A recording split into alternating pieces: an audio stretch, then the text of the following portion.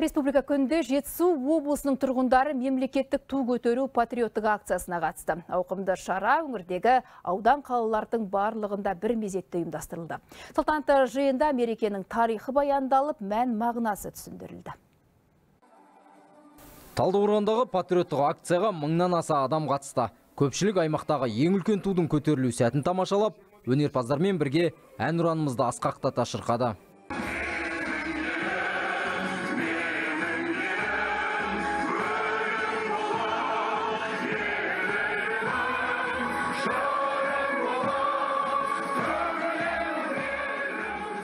Отаншылдық рухты оятқан шараның жоғары деңгейде өтуіне мемлекеттік қызметшілер, депутаттар, әскери құрылымдар мен құқық қорғау органдарының қызметкерлері атсалысты. Белсенді жастар және қарапайым тұрғындар да өз үлесін қосты. Бүгін өте керемет күн ғой. Міне республика күні, мереке күні, ауа райымызда, күнімізде міне жарқырап шығып тұр. Бұл деген біздің еліміздің болашағының жарқын екендігінің бір дәлелі деп білемін өзім. 1990 жылдың 25 қазанында егемендік декларациясы қабылданғаны белгілі.